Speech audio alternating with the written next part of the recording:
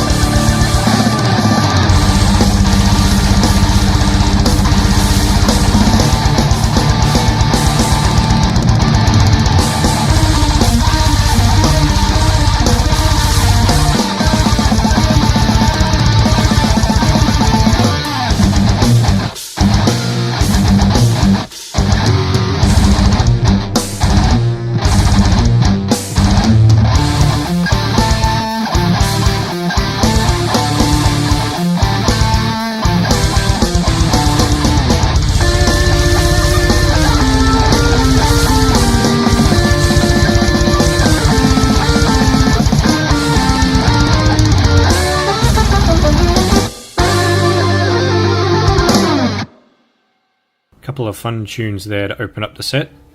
That hootenanny we heard first was Nuberta from Hungary and a song called Mashallah. I have no idea what Mashallah is, but it sounds delicious. I've got a new album coming out soon, which I'm looking forward to hearing. And if you didn't recognise what tune I just played for you then I am disappointed. That was, of course, a Donkey Kong Country medley by a band called Bukaki. Yeah. They play some pretty wicked death metal, though. Anyway, I realise I neglected to introduce myself in the first episode. The main reason for that is that if you actually listen to the first episode, then chances are you already know who I am. But for the new listeners, if there are any, I'll introduce myself now. My name's Aaron. I'm from Australia, clearly. And that's about all I really know what to say about myself at the moment. I'm sure you'll learn more about me as this podcast develops. I also realise I neglected to play any metal from my home country of Australia in the first episode. I will, however, amend that right now.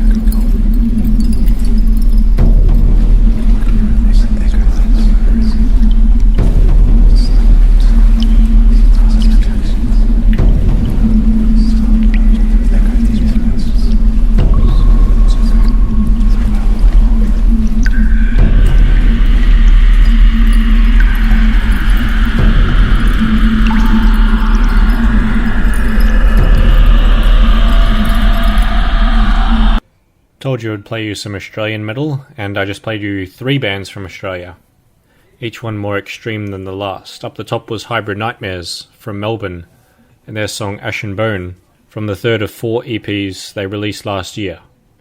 4 EPs, that's enough to make a double album. Looking forward to when they release a debut album at some point, because I've been a fan of theirs for quite a few years now. In the middle was Anno Domini from Sydney, and a song called What Lies Inside from their 2010 album Atrocities. And just there, another Melbourne band named Catacombs. That song is from a 7-track concept album they released last year. Each track represents one of the 7 deadly sins. I really love the mystery behind the record, as they simply named the songs after the track number. They didn't specify the sins in the record. The clues to the sin that they represented on each track is in the lyrics, and it was a rather cryptic tactic to release on the album. The one I played for you just then was Pride. About to play you one of my favourite tracks at the moment. I'll discuss the band more in depth in a moment, as there's a lot to talk about, but in the meantime, check this shit out. It's pretty awesome.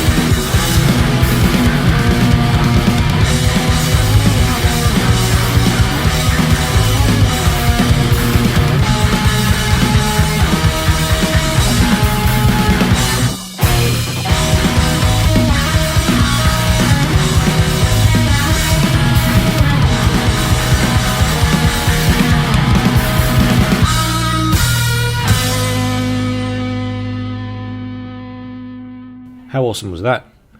That was Bloodway from Romania and a song called Garden of Diurnal Fractals, which is one of the best song titles I've heard in a while.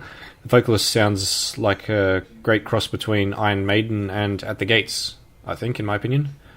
I say At the Gates somewhat ironically because that vocalist was also the artist behind most of At the Gates' recent artwork. The album cover, and if you've seen the Night Eternal and Heroes and Tombs music videos from At the Gates, lead singer of Bloodway, Costin, he did it all. He was actually a huge inspiration behind one of my own video infographics I made recently. So if you're listening to this, Costin, that one was for you, man. Time for some death metal, I think. I'll start you off with some Sinsaenum, the new international supergroup project from Joey Jordison, Fred from Dragon Force, Attila Shihar of Mayhem, among others. To help me introduce Sinsaenum, I have with me Sean Z, formerly vocalist of Dååth and keyboardist vocalist of Chimaira, and currently fronting Sinsaenum. First question, how are you going, man? I'm doing good, man. What time is it? It's 4:30 in the morning, so I'm doing good. 4:30, wow, making... Just hanging out talking to you, man. How you been? Yeah, not bad. Just finished a semester at university, so yeah, it's going pretty well. Nice. Just filling in some... Man, I heard your other podcast. It sounded pretty good. Yes. Some pretty good bands there. Turned me on to some I had never heard before. So. Yeah, did you have a favorite song that I... Cool thing you got going there. Yeah, did you have a favorite song that I played? There was one that you... What was the band that you said that you were... it was your favorite band as of late, and you had listened to them for like the last 6 months. Oh, I can't remember the name of the band. Yeah, that would be Scare Tactics from the UK, yeah. Fear Tactics, that's what it was, yeah, exactly. Yeah. That was the one you were talking about, yeah. Yeah, Actually, that wasn't bad, man. I dug it. Yes. So, I checked out your podcast just to prove to you. Yeah, just so we're on the same page, yeah. Yeah, so... Yeah, I'm glad we had an opportunity to do this. Yes. I appreciate the interest in this and you going through all the trouble to set it all up. Yeah, I appreciate the time you take just to get back to me and all. So that's great. Yeah. I guess yeah, no worries. I guess the first question I have would be how did Sinsaenum am I pronouncing that right? Sinsaenum? Yeah, Sinsaenum. Yeah, that's how you say it. Yeah. How did that come to be? Like how did it all start? Well, and actually it's 2 words, and Joey actually came up with the name of the band and the logo as well, but it's Sin and Insane, so I guess it's Sinsane, but they wanted to kind of create a word or a band that, there was no presence at all of that word, so there wouldn't be any confusion, But it came about, it was years ago, actually. I mean, this album's been done for, I'd say, probably about 3 years. Or at least my vocals have been done since it was right before the last Chimaira tour. I actually finished my vocals for the album. Okay. So it was July 2014. Oh, wow. Yeah, that's a bit before. Yeah, so to get back on topic, the band came about just playing in bands, and, Fred and all these guys, we've all played with each other at some point, and in my previous band, Dååth, we toured with Dragon Force, and I became friends with Fred, and he always said, hey, man, we should do a band. And I just said, yeah, like everybody says that. You're like, yeah, cool, man, let's do it. And you actually did it, yeah. Like apparently he had been, been writing songs for years and years and years, but just couldn't find the people. But, yeah, man, he hit me up. He was like, you wanted to be in this band, Joey's on drums, and, we got all these guys. And I was like, cool, man, whatever, yeah. And, the rest is history, but... Yeah. It was kind of a crazy thing to have to give up the roles and stuff, and, they kind of gave me the reins to do vocals, and, he gave the demos to Attila and stuff, and it was like, here, you just, do what you guys are going to do, and Attila said to me, he's like, dude, you just go and do what you do, and then I'll just, I'll pepper it with, my mayhem and my crazy voices, and yeah, because so much, so, yeah, anyways, yeah, it came about, just through email, and just from touring and collectively, meeting a lot of these dudes. Actually, it was the first time I had met Joey, but I've met all these other dudes before at some point or another. Yeah, I guess getting Attila Shihar on vocals in addition to yours, that would be a bit of a stretch for the band, because it's an entirely international band, and just getting you all together, I think that would be that would be a difficult task in itself. Yeah. Well, yeah, it's funny because you think so, but but coming from Chimaira, Yeah. nobody lives in the same state, so we would all fly to each other anytime we would, like let's say we have a tour coming up, and let's say that tour is, let's say today is Monday, and let's say that tour is Friday, we would get together on Tuesday, we'd all fly in, we'd practice Wednesday, we'd practice Thursday, and we'd ship out to the show, Thursday night and be at the show Friday, so never practice any other time. Yeah, that seems, But we talk about touring for this band, and Joey, and we were saying, and Joey said he'd need at least 3 weeks, just to be tight, because we don't actually play. We've only played in a room together like 4 times or 3 times. is that in the past 2 years itself, or just before the album came to in the recording sessions and whatnot? No, we did everything separate, man. How this was done was a little different. It was done like you would do a local band. Like, let's say you had a band and you wanted to get it signed.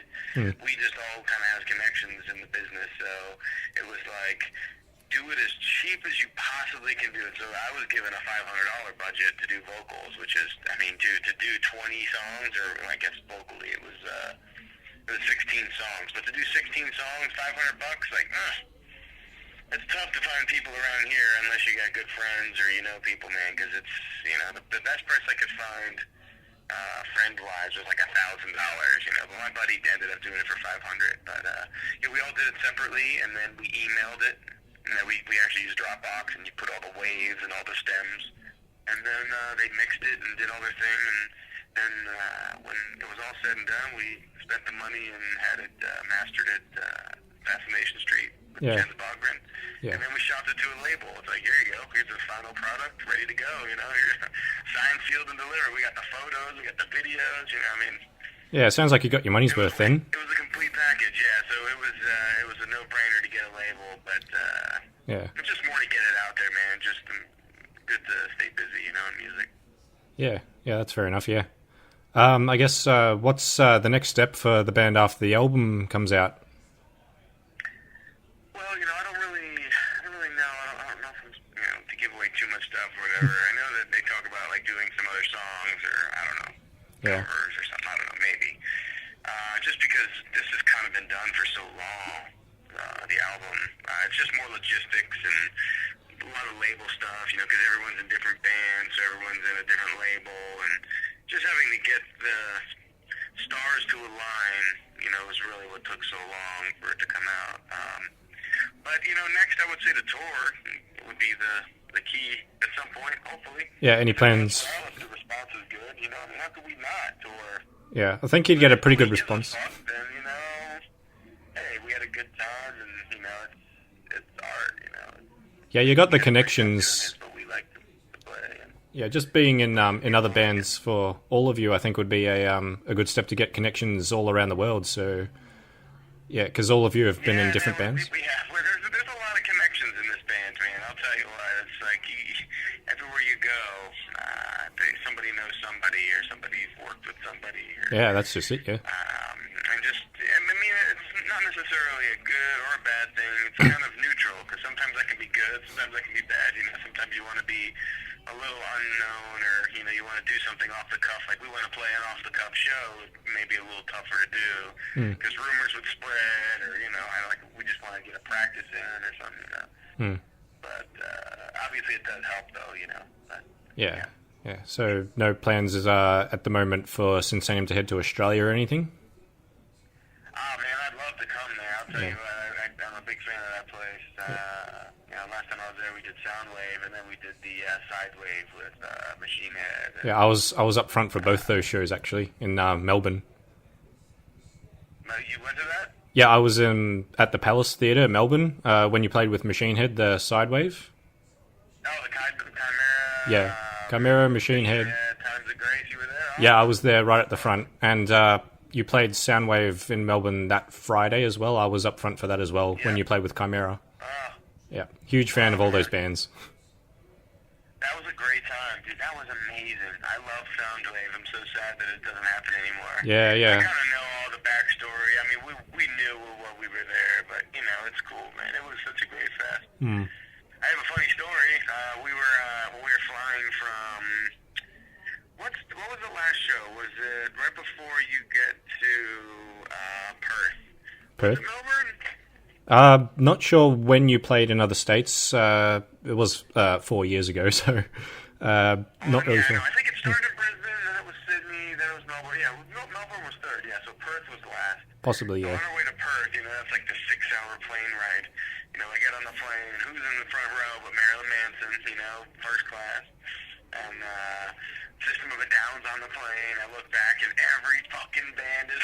Yeah. I mean, Cold Chamber, Machine Head, Meshuggah, Chimera. Yeah. All these bands, man. I'm just thinking to myself, like, this is the plane that's going down. And Marilyn Manson sitting pretty in first class, Yeah. Yeah, 2012 was... When we took off, it was actually terrible weather. It was like the worst storm ever. I'll never forget taking off out of it. The plane was like shuddering when we took off. Was this in Melbourne, the storm? Funny. Was the storm in Melbourne, did you say? I believe the show was in Melbourne. It was either Melbourne, because, so we did Melbourne, and you obviously had a side wave. Because Melbourne... After one of the side waves, and then we took off to Perth. So I don't know if it was exactly in Melbourne, but it was a storm. I remember it was raining. Yeah, with Melbourne, you have to understand about our Melbourne weather. It's you basically get all 4 seasons in a single day. Our weather is got bipolar. It must have been Melbourne then, right? It probably was, yeah. I don't remember a storm, but it does sound like Melbourne, so probably was. Yeah. Yeah. Yeah, probably. But it was a good time, though, man. Yeah. The plan would be to tour. Obviously, if the response, that's really what it's about. At this day and age, we've kind of played this band pretty safe, and we released Armies first. Armies kind of the more rock and roll track. It's more mainstream. Yeah, no worries. It's funny. Today I got into a conversation with a guy. We were talking about Dååth, and I was laughing. I'm like, I write lyrics esoteric. I make them very just out there, and people are like, I just don't give a fuck. And then I try to like dumb it down and make it so like you can sing along. It's like, generic. Yeah. You can't win, man. Yeah, fair enough. Yeah. But Australia would definitely be on the list in my faves to come back to. But if people pick it up and you can locally see on a map, how many were sold where, and hey, how could we not come to Australia if there was an amazing response or something, So, Yeah, there's a lot of metalheads down here in Australia, so to not come back would be, yeah. I could tell, man, a bunch of sick bogan cunts down there, man. Yeah. A bunch of sick bogan cunts. I wouldn't classify myself personally as a bogan, but yeah, there are a lot of bogans down here who appreciate the art of metal. Yeah, So. I don't mean to refer to you. Yeah, that's all good, man. All good, man. Yeah. Just saying it. It was just a term that they were saying a lot, Yeah. People that It's basically an Australian equivalent to what you in America would call redneck. So that's what a bogan is in Australia. Okay, so Yeah. that's a redneck. Okay, yeah. Yeah, the I complete. thought it was more like, someone explained it to me more like you were just like I don't know, you were like kind of like a hippie maybe more. You're like I don't know, maybe you were a pothead. I don't know, maybe it's something. It's a bit of both, I guess think, maybe. I just misinterpreted the term, Yeah. But yeah, it's just sick cunts, man. I know that's one thing you guys love. Sick fucking cunts. Yep, sick cunt. Yep. I remember Randy Blythe from Lamb of God last time they were down here. They did a sideshow for Soundwave the last time it happened, and he was trying to get his head around the Australian expression how he was on stage playing with a sideshow, and he just went to the crowd and he was like, got to make sure I'm saying this right. How you going? That's basically how we say it down here in Australia. It's like, how you going? It's not how you going or how are you, man? It's how you going. How you going? Yeah, it's an intense abbreviation of that term, but that's very common down here in Australia. So yeah. How you going? Yeah, what about no walkers, right? Yeah, true. No walkers. Yes.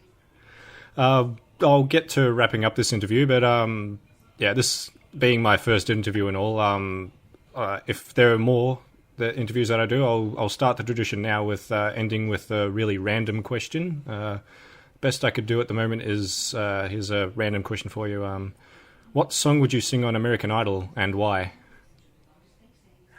What song would I sing on American Idol? Yeah, if you had the chance. I would sing.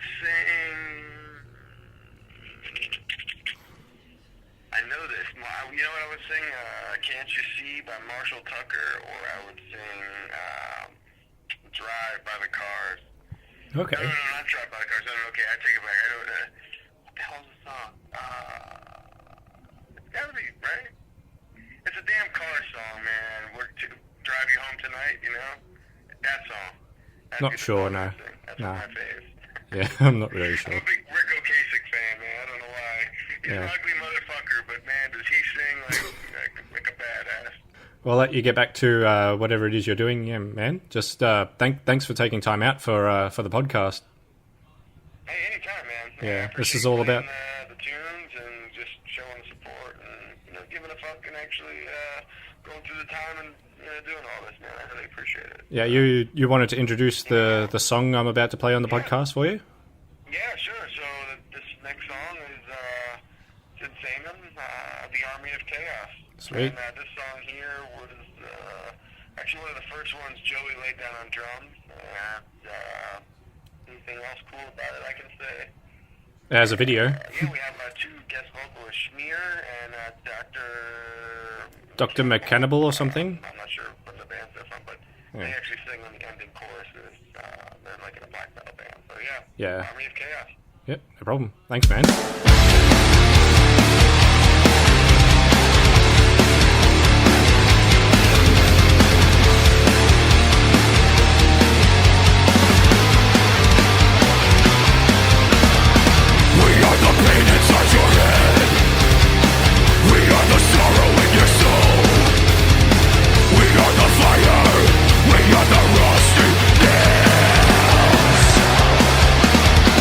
We are the shadows, we are the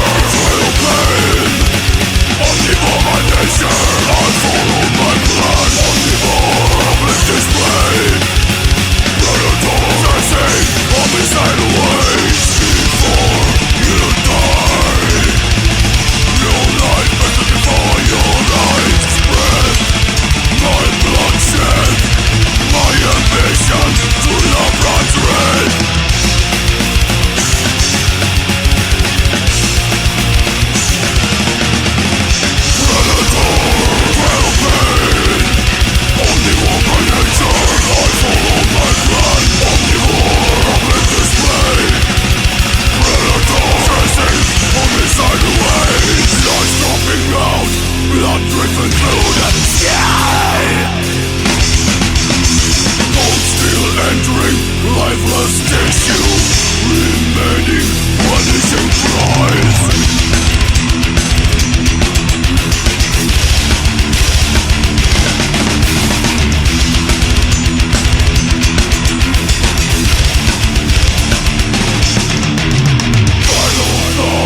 Emotional appeal.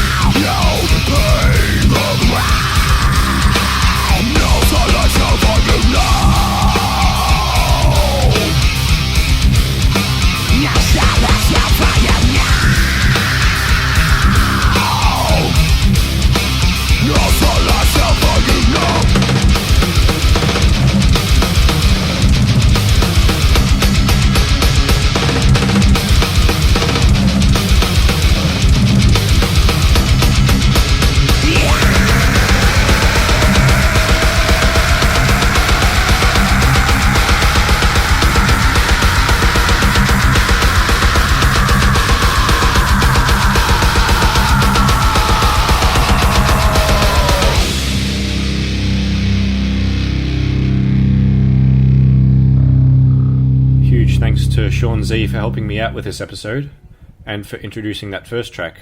That was, of course, his new project with Joey Jordison, Fred from Dragon Force, Attila from Mayhem, and many others. That song was Army of Chaos. Looking forward to hearing the rest of the album end of July when it comes out. After Sinsaenum was Requiem from Switzerland, and their song Omnivore, and just then I played you Deified from the UK, and their song No Solitude. There's a music video to that song as well, which was made on a budget of nothing. Still on the better half of music videos I've ever seen. Whoever made it clearly knows how to work a green screen, which is pretty good. Now, I was originally going to close this episode with something else, but I've decided, in light of recent events, to dedicate this last song to Adam Young. You might know him as the father half of the adorable American daddy-daughter grindcore duo Sockweb. He died a few days ago under very tragic circumstances. I won't discuss any details here out of respect to his family and to his 10-year-old daughter Joni, who was 6 years old when Sockweb started. I started out this episode with really fun songs, and that's exactly what Sockweb was. A fun project between a father and his daughter. So I'll leave you with the title track off their album, This is Werewolf. Rest in peace, Adam Young.